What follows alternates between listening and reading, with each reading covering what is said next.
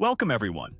OpenAI released GPT-5.2 and it says that GPT-5.2 can think, but users say it can't even fact-check itself. One of them is wrong, and the truth is kind of shocking. Let's find out more about it now.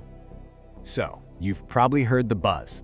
OpenAI just dropped its latest model, GPT-5.2, and they're calling it the most powerful AI ever built.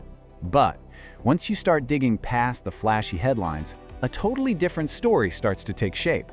So the big question is this thing a genius? Or is it just a really convincing liar? Let's get into it. You know, this quote from a user on Reddit, it just hits the nail on the head, doesn't it?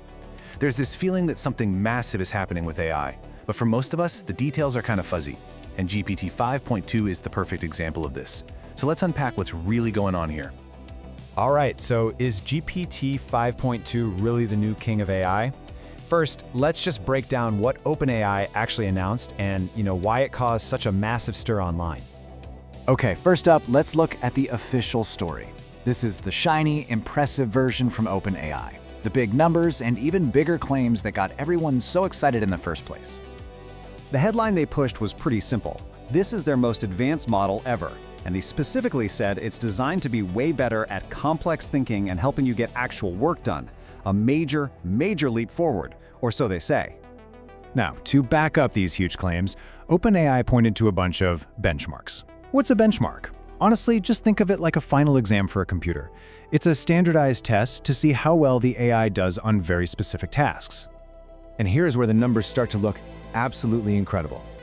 On one test that's supposed to mimic real professional work, like analyzing documents, GPT 5.2 scored almost 71%. That's nearly double what the last model could do. On paper, that's just a gigantic improvement. And the claims didn't stop there. They also said it had a 3 times improvement in abstract reasoning. That's basically the AI's ability to solve those tricky, think outside the box kinds of puzzles, a really key part of what we'd call intelligence. So to wrap it all up, the official sales pitch is this. GPT 5.2 has stronger reasoning, it's a better coder, it gets visuals more deeply, and this is a big one, it's less likely to just make things up. Which, of course, brings us to the million-dollar question. That's great and all, but do these amazing test scores actually mean it's better when you're the one using it? Well, this is where the story starts to get a lot more complicated. So, that's the hype. Now for the reality check. How does GPT 5.2 actually hold up when real people start using it for their real work? Well, it turns out users are telling a very different story. Check this out. This user on Hacker News asked the AI to do some product research. It came back with a perfect-looking table, except nearly half of the information was just flat out wrong. And it didn't just fail, it confidently invented facts and even made up sources to back them up. This is exactly what people call an AI hallucination.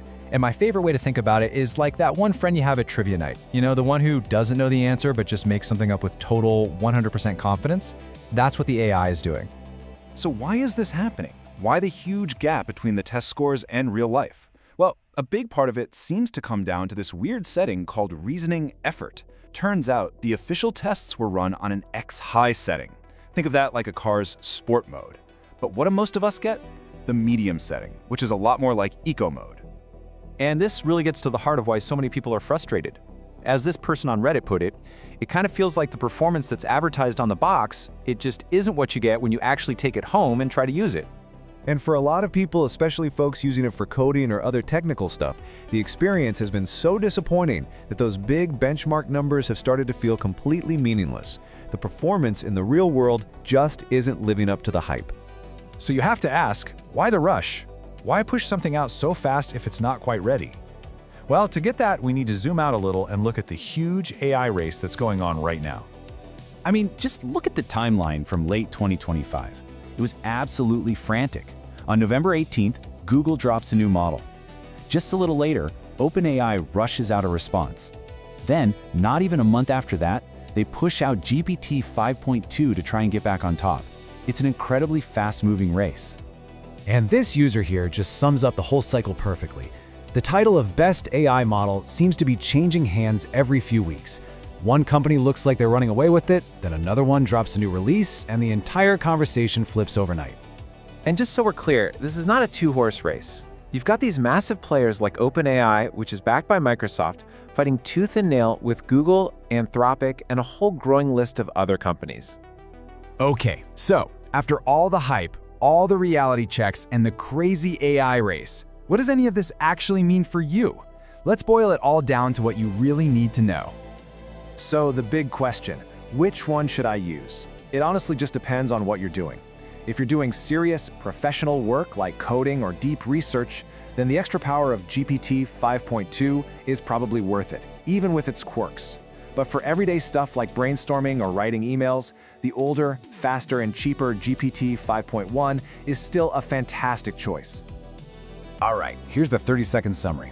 For all the business leaders out there, this is a seriously powerful tool, but you absolutely have to have a human check its work. It can, and it will, make stuff up. And for students and young adults, it's amazing for creativity and coming up with ideas, but never, ever, ever use it as a primary source for a research paper. It is not reliable for facts. You know, a comment I saw on Hacker News really just says it all. No information is better than false information. At the end of the day, it's way better for a tool to just say, I don't know, than to give you an answer that is confidently, and maybe even dangerously, wrong. And that really just leaves us with this one big final thought. As these AI tools get deeper and deeper into our work and our lives, when one of them is confidently wrong, who's responsible? Is it the company that made it, or is it the person who used it? That's something we're all going to have to think about. Hey, if this breakdown helped you out, hit that like button, subscribe, comment, and stick around here on Agentic Wave.